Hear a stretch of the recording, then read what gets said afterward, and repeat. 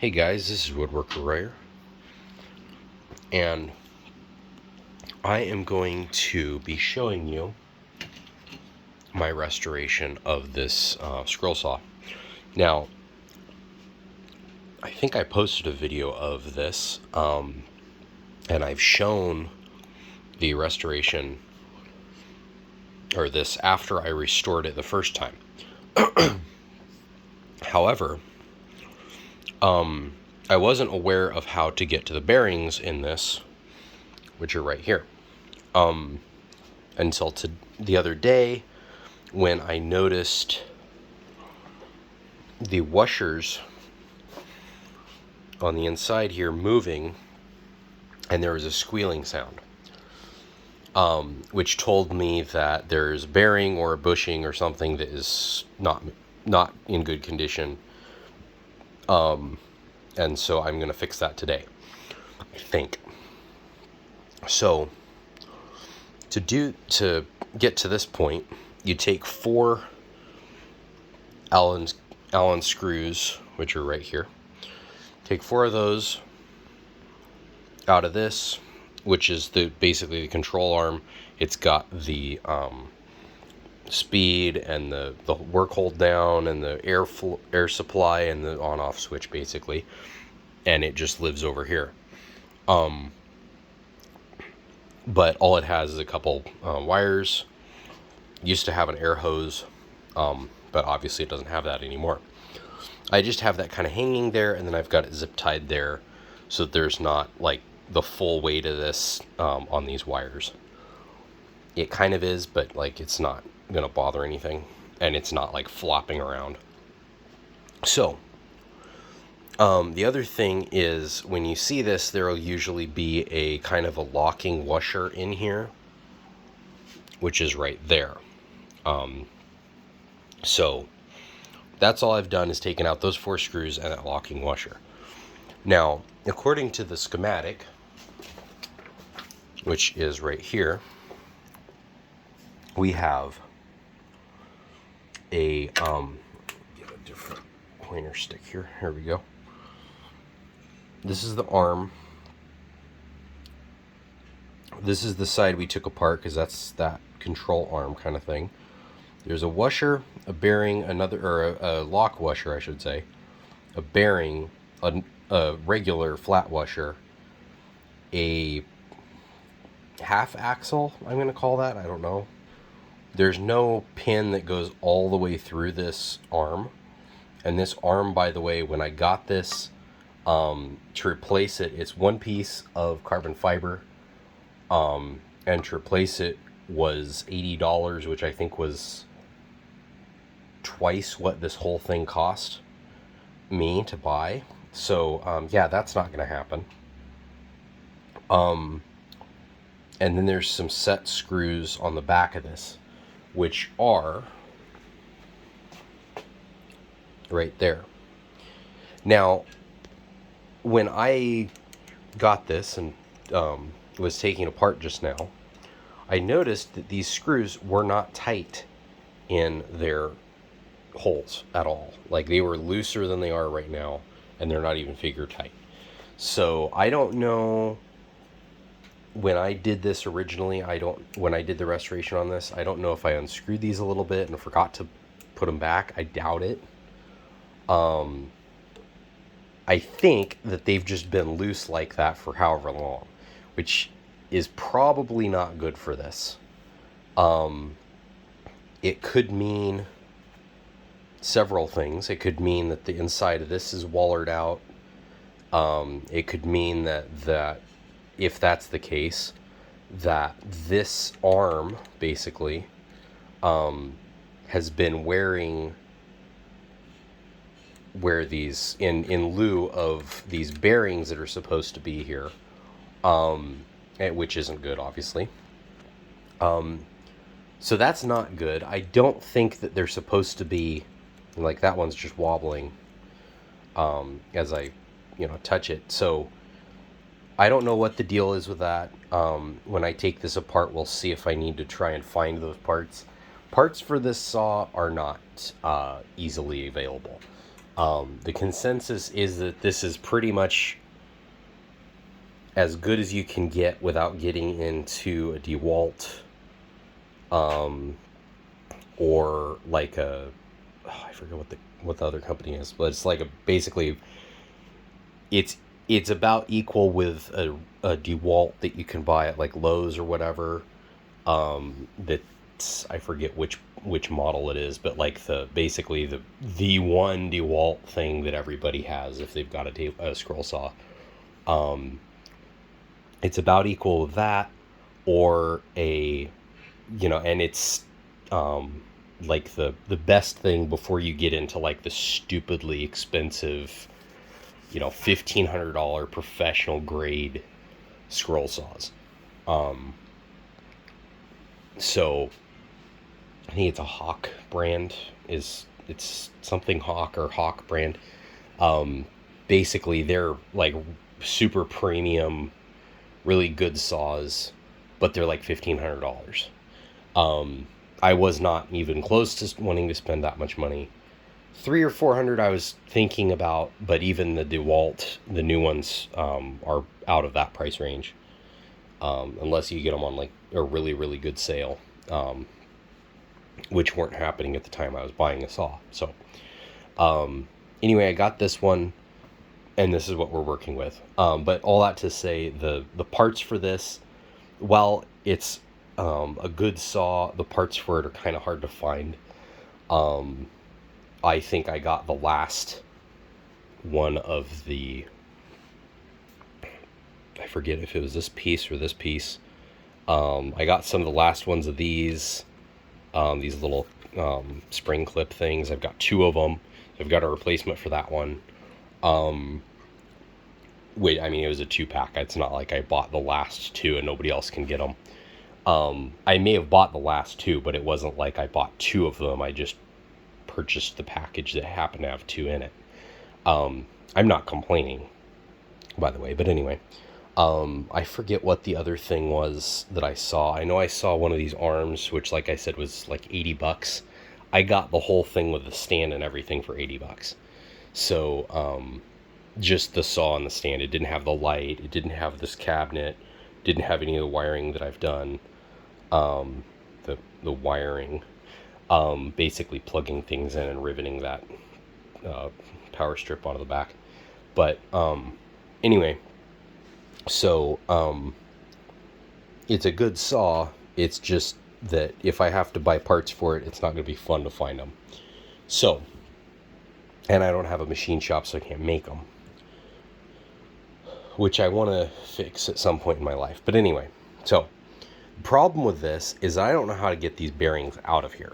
I have some ideas, but I don't know if they're going to work or not. Somehow I have to pull them out, I believe, because I don't think there's a way to push anything through, especially since there's not a through pin, axle, something through this arm.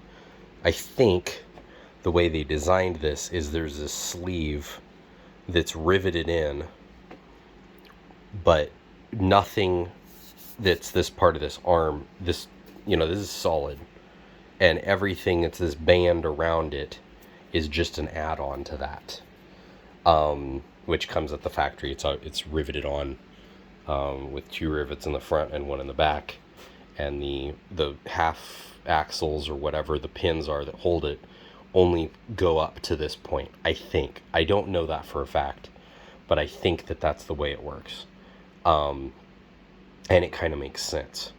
So what I'm going to be doing is trying to basically pry these things out, and there's a bearing and a washer in here, and then the axle, and then this piece. I don't know what I'm going to do with that. I'm probably going to take the hardware off of it, take this panel off, because obviously this is about to fall off if I take this apart. So anyway, hopefully when I'm done with this, it will work a lot better. It doesn't work badly now, but if with new bearings, it'll probably be a lot better. And as you can see, these are not shielded bearings. So who knows when the last time somebody greased them was. I haven't, and it looks like they've been leaking stuff. So they're probably not good anymore. So anyway, so I hope you guys like the video, and I'm going to get you set up on something to watch this, and then I'll get started with it. Okay, so I think the first thing I'm going to do is I'm going to pull these, or this set screw out, which is a number 3.5 metric, 3.5 millimeter Allen screw. So I'm going to pull that out. It does have blue Loctite on it, but frankly, not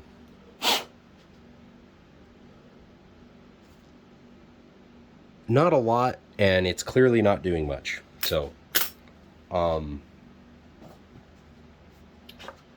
I am missing these. These are egg crates from Costco.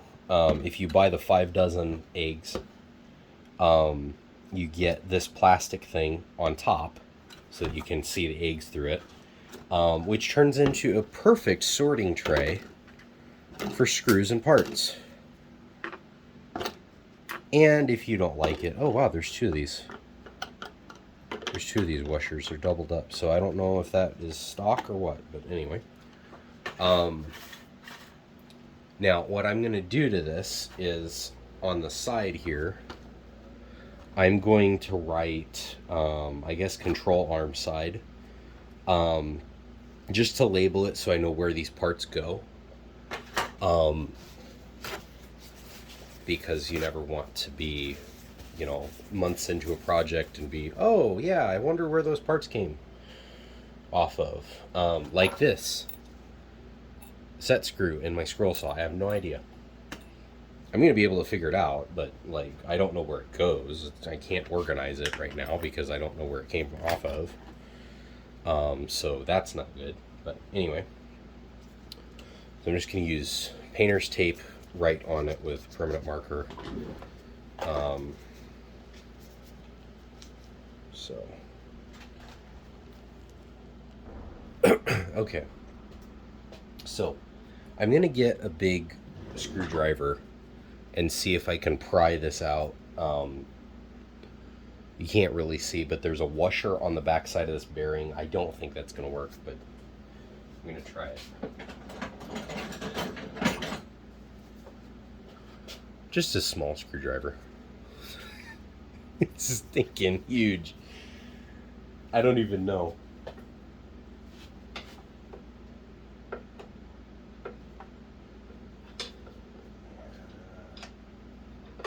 So it definitely moves in and out.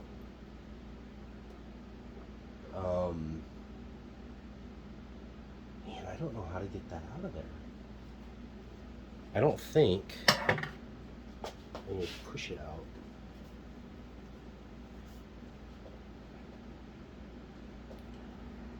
Come around to that side.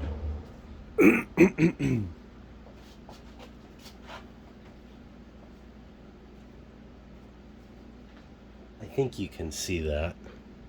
Yeah, you can.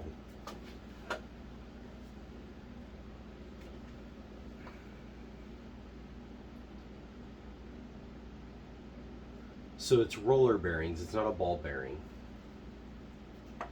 I don't know anything about bearings, so I don't know if that is good, bad, or indifferent. I'm gonna see if I can pull this out. I don't think, yeah, that's part of it. It's not sealed, but it's clearly, I think that that's like the cage that those fit in.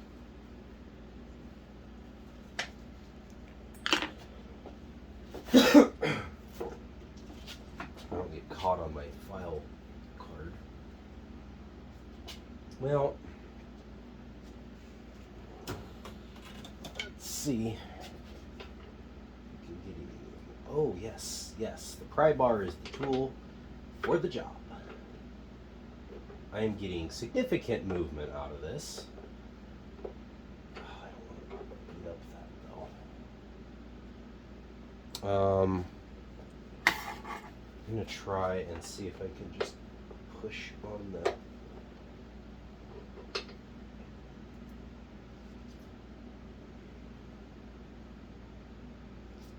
That's that. That shouldn't matter if I push on it, because it's literally just where the set screw is. I can't really get anything else in there. I put that. Oh. Oh.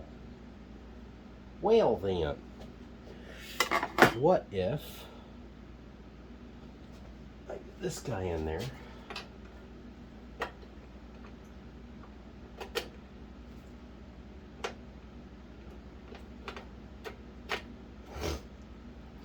Far as it goes in. Let's see if I can get it with this. Once I get this outer race out of the way, I think I'll be able to get a good grip on it. It's so greasy. Once I get that out of the way, I think I'll be able to just slide this whole thing out easily. There we go. Okay. So that's that. Oh, it's a tapered bearing. Interesting. Okay. I've never dealt with those before. So you can see this side of this has a thinner wall than this side, which basically keeps that whole assembly pressed in there. Now, oh, and this whole other side wants to fall out now. Well, you can't. I don't want you to do that yet. Quit that.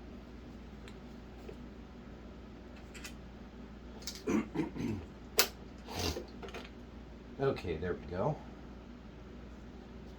So that's that. Can't get it off, but that's that inner axle there. That's where the set screw is supposed to live. It doesn't look like that set screw was too loose. This hasn't been moving around with that set, at least to put it this way, the set screw has not been damaging this. Whether or not the set screw was just so loose that it didn't matter, didn't ever hit that, is debatable, but that's good. So I'll get a bearing separator and I'll pull this off later and we'll see what happens. Put that in here. And the good thing about these egg crates is that they've got enough, in this case, they've got enough parts holder sides that I can literally just put all this stuff in one side, put some tape down the middle of it, and have it work for both sides of this assembly. Now, before I go any further, I'm going to take this arm off. I'm going to clean the stuff off the table. I'm going to clean the stuff off the table, and I'm going to get this to a point where it's a little bit safer to do this.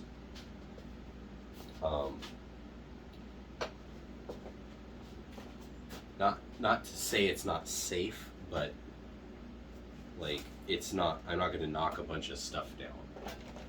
Basically, here's the zip ties for there.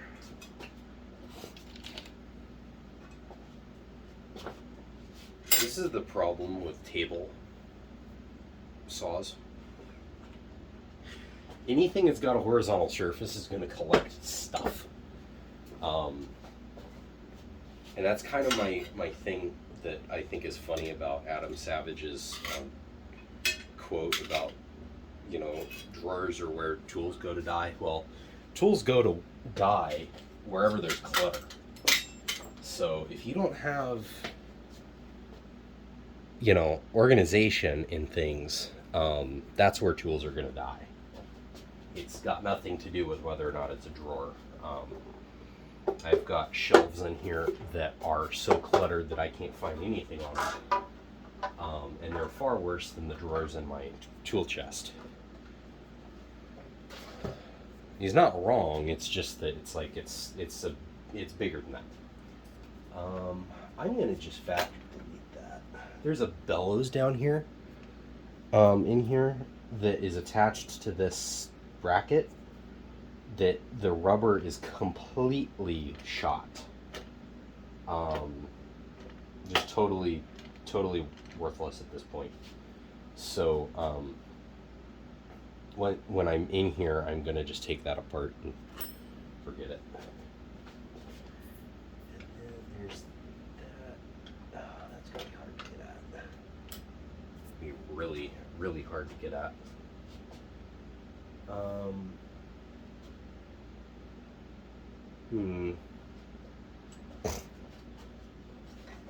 And of course, I put this stuff down right where it's going to cause problems, get in the way of things.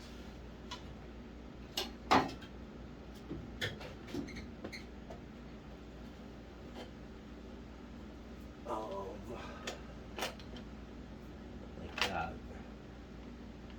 Let this down. Does it go up far enough for me to take it off that way? Maybe. See, I should have done this part before I did the other. Just like I ought to take this blade out of here before I do anything else. Okay, so I'm going to do that. I want to get my flashlight. Shout out to Olight for making a great light. They didn't sponsor this video. Nobody sponsored this video. In fact, there's not even been any cost associated with this video. I bought all this stuff and everything, but this is a good product, so why not give honor where honor is due.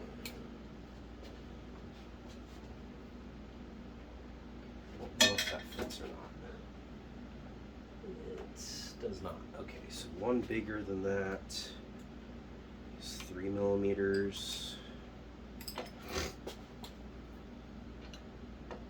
Yes, 3 millimeters.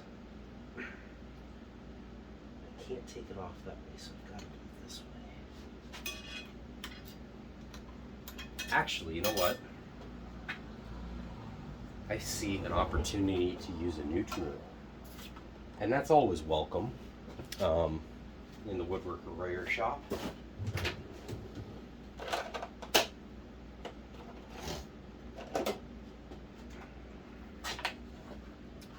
Let's see. This size, that is, I have no idea what size. Looks to be about 3 millimeters.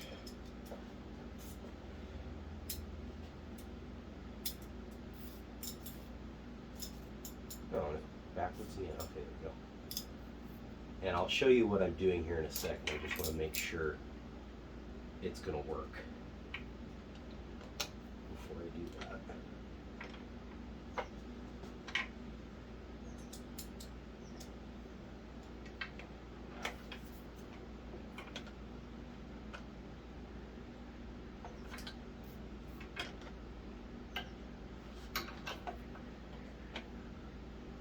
The first thing I'm going to do is see if this bit even fits in here. Okay, it does. All I have to do is figure out how to get this thing on here. What angle it needs. There we go.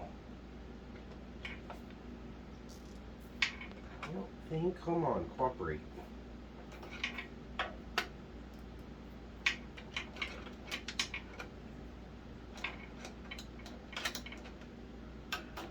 There we go. Okay.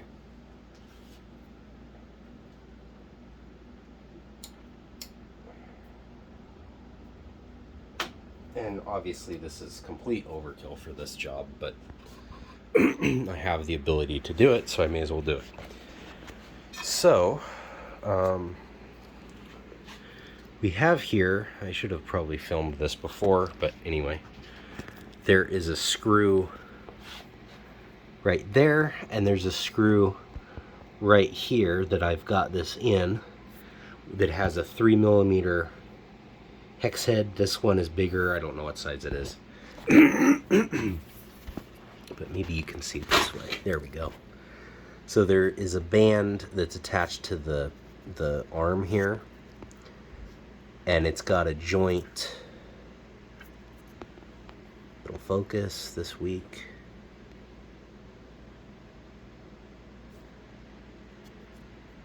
There we go. Okay. Well, oh, good grief thing, really?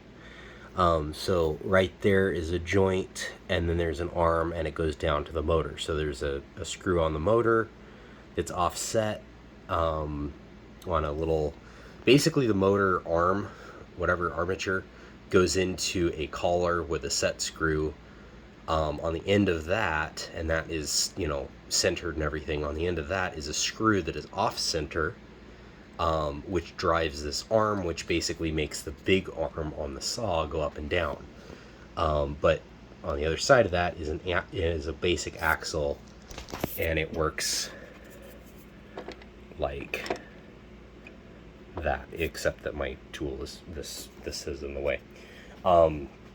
Basically it's the same mechanism as like a reciprocating saw would have, or any reciprocating tool for that matter. So anyway, I am going to take this out. Once I get that detached, then I can work on detaching this and get back to this. Okay, so I got that off. On this side of the arm was a nut, and on the other side was a washer and a shoulder screw. And again, a 3mm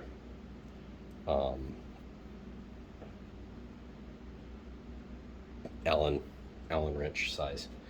Now, that armature, I don't know what to call it, but anyway, basically the drive linkage will not come out of that hole, so I don't know that this was even necessary.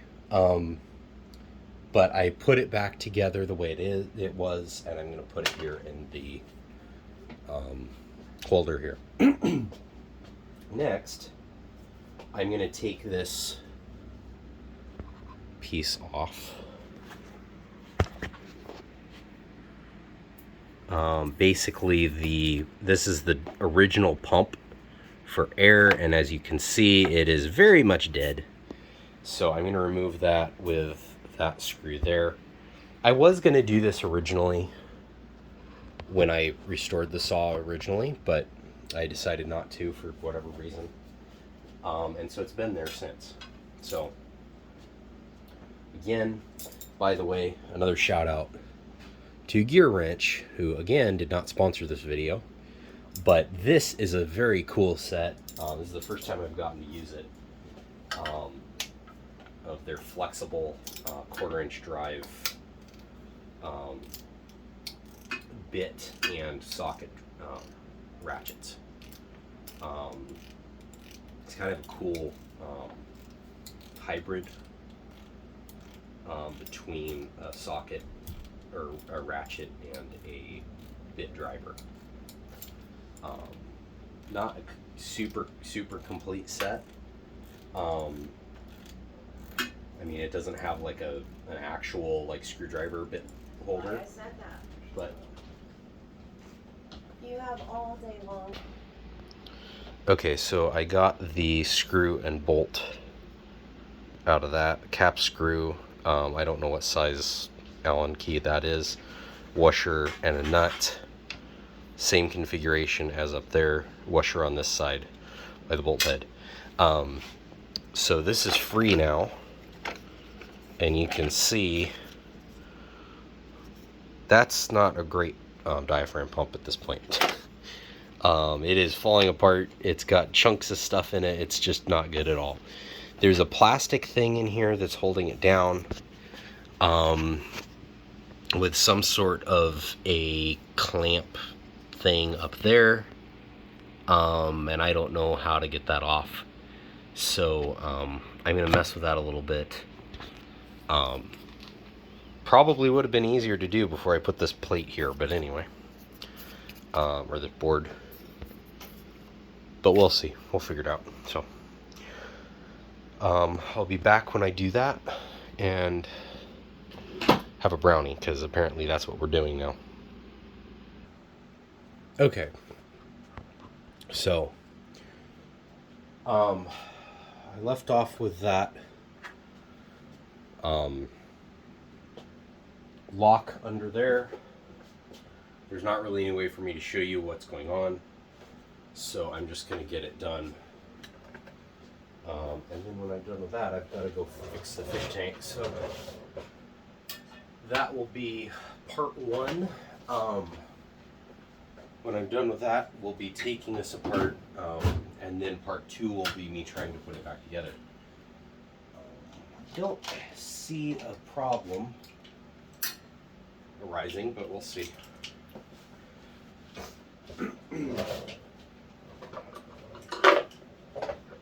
The first problem would be me putting out an eye on this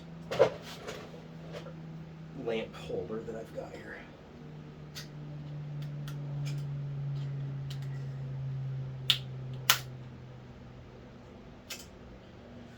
Well,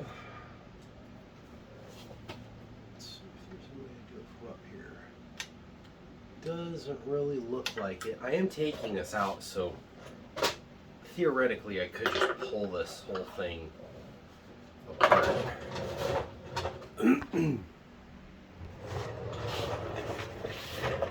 So I'm taking that thing off by trying to get stuff under the tabs, which of course are not situated right. That's the amendment. Basically, I'm trying to get a pick under those tabs there, which is kind of hard to do with one hand. There we go. So don't have to break anything, just pull that off. Always, when you're dealing with split rings, snap rings, whatever the weirdness this thing is, and if you know what this is, tell me in the comments, because I don't know what it's called. Anyway, whenever you're dealing with rings, always put a pick or a tool or something in there, inside it, so that if it goes flying like this one did, the pick is going to at least keep it where it needs to go to some degree. Obviously, there's instances when that's not possible, but you know, your finger or a pick or something kind of stick in there, so if it goes flying, you don't lose it. And so that means this thing can come out, and there's another place for dust to go. And just so that if you didn't know already, oh, there's a little valve in here. That's interesting. So the way this works is the arm goes up and down, and it pulled, at least until this thing shattered, it had a bellows in here that went in and out. Well, that isn't going to do anything if there's not a way for air to get in. So there's these little holes at the bottom. It'll focus. There we go. Little holes in the bottom. And there's a gasket in here, which is that little around that thing there.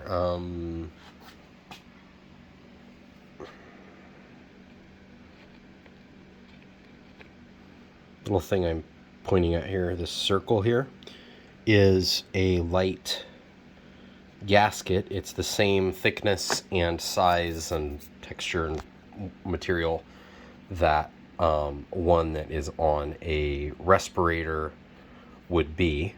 And basically, when the arm on the saw goes up, air comes up through that.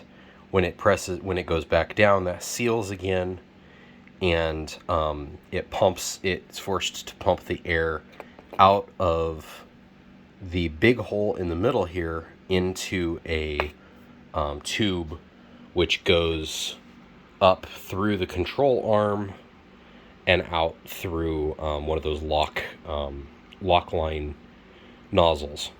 I don't have that. I have another diaphragm pump, but one for for a fish tank, with a line that is not connected, but usually it comes up here, goes around in here, comes up out here, right here, and then it goes along the line, and it goes to the hold down. I don't even have the hold down system set up. I don't remember whether or not it actually came with it, but I've never seen a real need to use it. I don't think it did come with it, and it's not worth me spending like $20 to fix it. Although I've got enough scrap metal that I could probably just build one. But anyway, I've just got a piece of fish aquarium hose with some wire wrapped around it, so it's kind of, movable. It's really not a very good system. It's not very, it's not nearly as good as Lockline would be.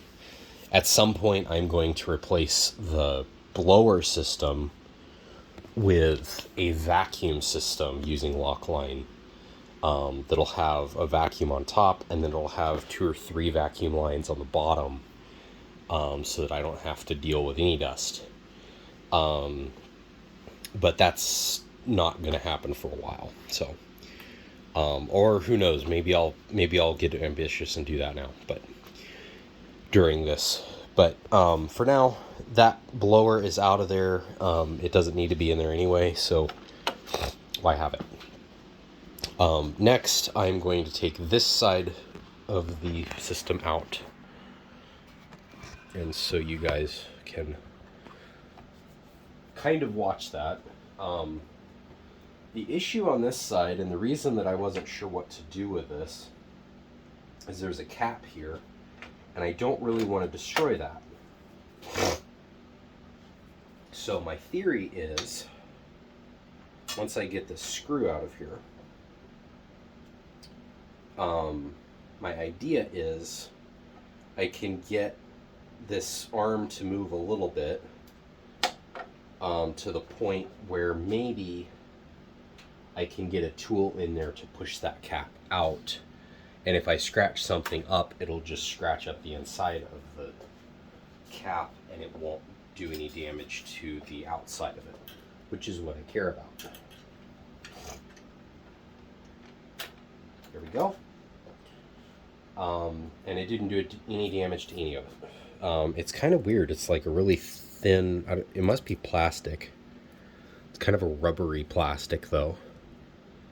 And it's very not rigid. So, just kind of an interesting thing. I don't think it really means anything. So, there is a snap ring on this side. This is the only difference. Well, there's 2 differences. One difference is this thing holds this side in, which is why it doesn't need a snap ring. The other difference is that on this side, it's got that cap, and then it's got a snap ring in there. That is a fairly beefy snap ring. Those are big holes. But I'm sure it'll come out fairly easily with my snap ring pliers.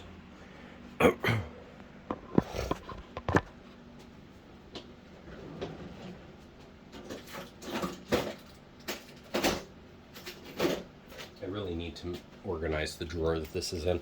This is my Channel Lock 927 model. I love these.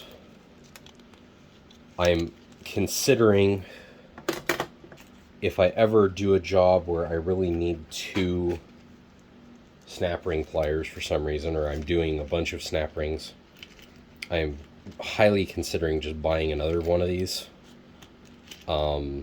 I think that the idea of having individual or multiple sets of pins as opposed to a whole new snap ring plier is a really good one.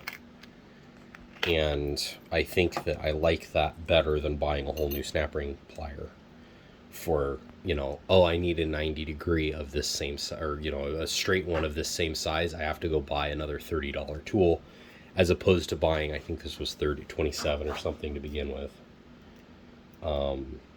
So very, very reasonable for what you get. It may not be as strong as a dedicated, you know, whatever size snap ring plier, but for everything I've done with it so far, which is, you know, 2 table saws, a scroll saw, about to be a scroll saw. I forget what all I've done with it, but I don't know, 10 or 20 snap rings. Probably more like 10. However many snap rings I've done, these have been just fine. And that's on like rusty stuff too and everything. So it's not like these haven't seen some mileage. And the other thing that's cool about them is their interior exterior. So this is an interior one. Obviously, that's not going to work. So I switch it over to this and get it in there. And I'm not going to do this while I'm filming it because, like I say, I'm going to get a tool or my finger and put in here like that, so that when this thing pops off of these, because that's the downfall of these, they don't really hold them. I don't know if any snap ring plier does, but when this thing pops off of this, it doesn't go flying across the room. So sorry, but you don't get to see that from that angle. You see from that side. So I'm going to put my tool in there, keep my hand here so that if it does fly off or something, it can't really hit my eye. Because I do like my eyes,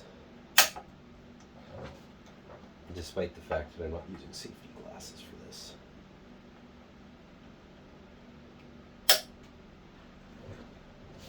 think I can get that out with this pick. Nope.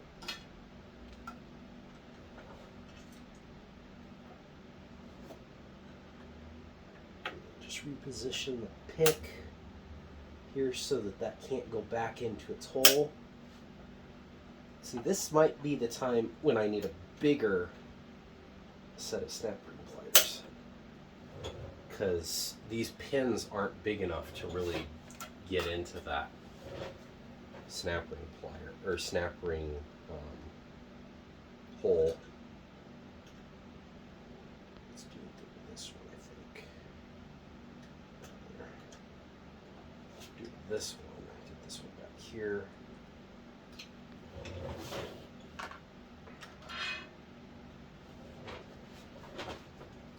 So maybe I do need a new pair of snap ring pliers. I don't know.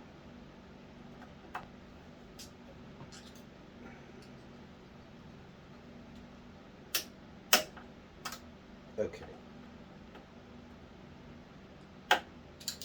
Get in there.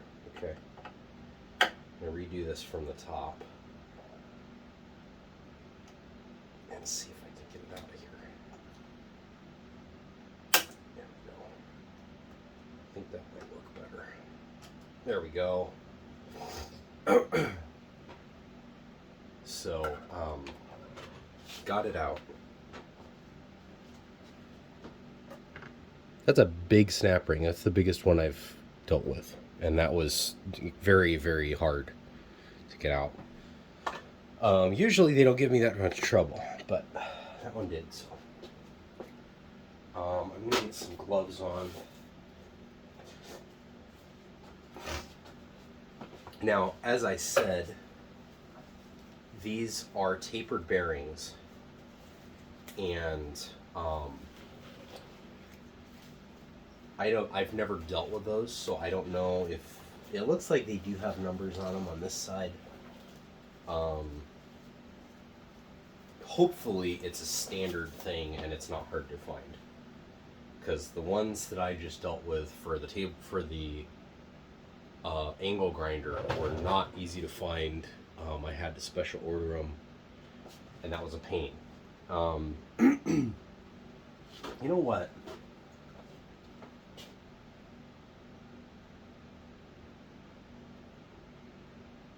I had a new tool, but I don't know where I put said new tool.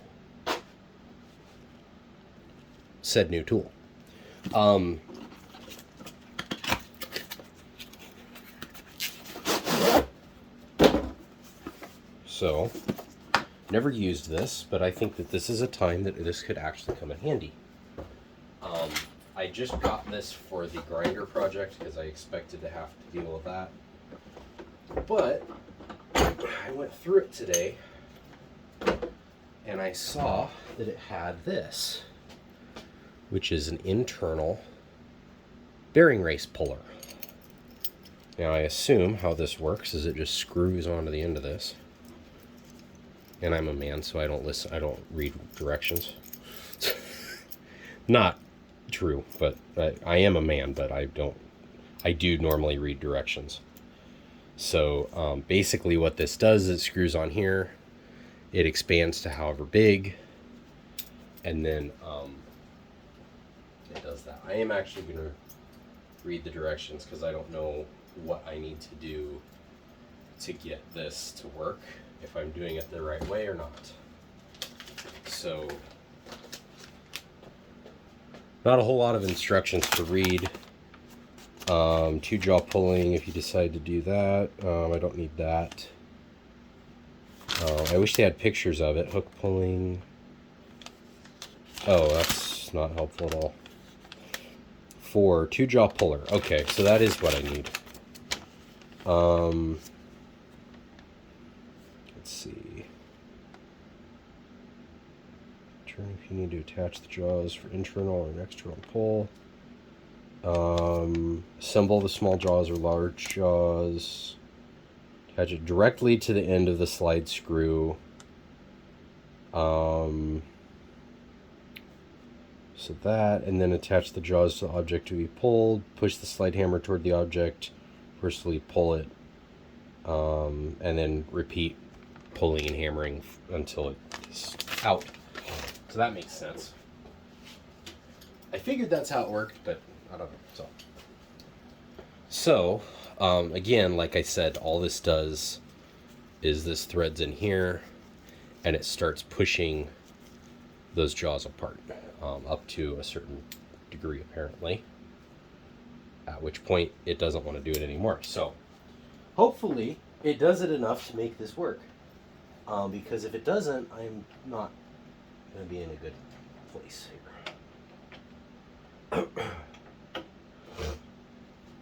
And it looks like, of course, this is the very size that this doesn't fit. Which is really stupid. That there would be a size that this doesn't fit. Come on off of their thing.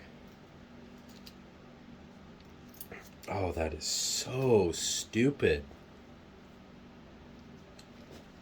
Maybe I have to use this other one. I don't think it will work, but maybe it works. Maybe it does.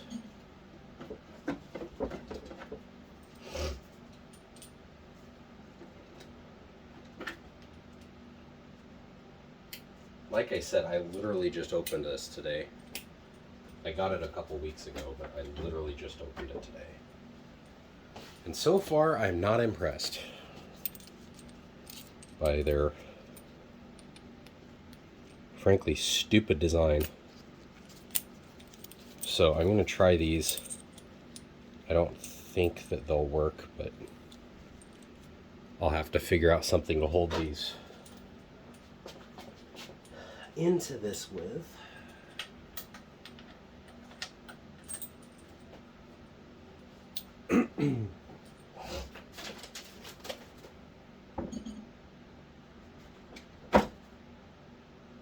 That's what I want.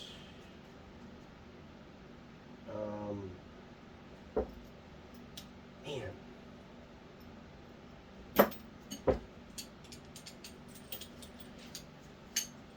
Well, I'll see what happens and then go from there.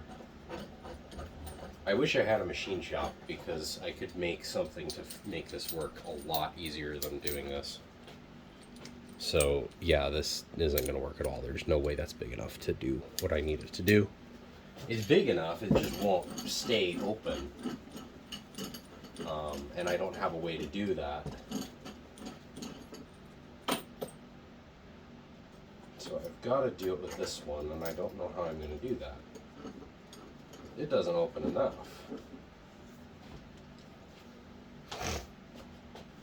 So that's as wide as this goes.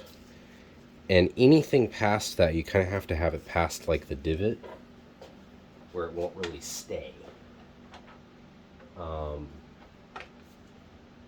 Let's just push it over. Let's even see if it's over that thing. Let's just go for it. Yeah, it's working. Not well, but it is working. Not doing what it should be doing.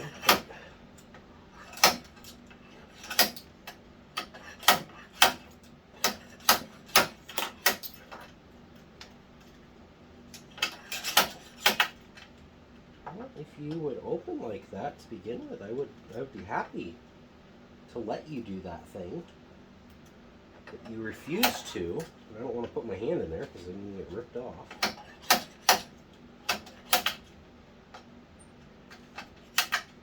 Let's do that. There we go.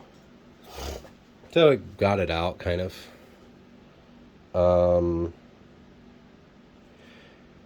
The nature of this tool basically means that it's going to be going very little movement. So I think that not really wear even, but like that pattern where the bearings have clearly not moved very much, I think that's going to be pretty common. But it also looks like they've rusted there a little bit too. So that's not good, but I don't think that is... I don't think they've really failed. Ooh, yes they have. Yeah, they don't really move at all. So the arm comes out, kind of. There we go. Yeah, so they do move, but not great. Oh, that is... I don't know if you can hear that, but that is not a healthy bearing at all. So I will put in the video description what size bearings these are. And hopefully in the next video I will have new ones. If not, if I can't find them, I'll take these apart, clean them, do everything I need to do with them, and then put them back in here with new grease, with molybdenum grease and everything. I've never packed a bearing, so this will be good experience anyway, but hopefully I can just find new ones that don't need all that, or at least new ones so that I can put good ones in here that don't feel like that, because that is not a good bearing. There's nothing smooth about it. So for now, this is off limits. I'm gonna do something. I'm probably gonna put some tape on the outlet, on the plug, so that this can't even be turned on, because I don't want to accidentally forget that it's taken apart, turn it on, and have it break something, because that would just be stupid. Other than the bearings, this unit is completely functional, and even with the bearings as they are, it's completely functional. The only reason that I even did this was because I was working on it and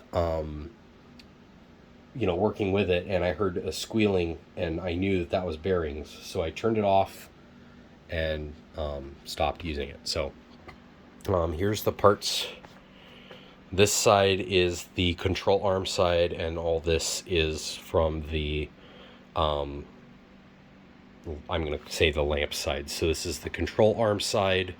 That's the lamp side. On the schematic, there's the control arm, and then there would be a snap ring on this side of it.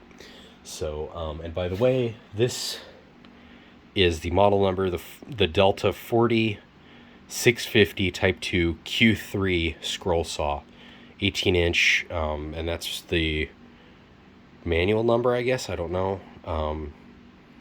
So, and there's the schematic, and there's more of these. So I will put the link to this manual as well as hopefully the new bearings in the, or at least the model number for the bearings in the video description. So hope you guys had fun.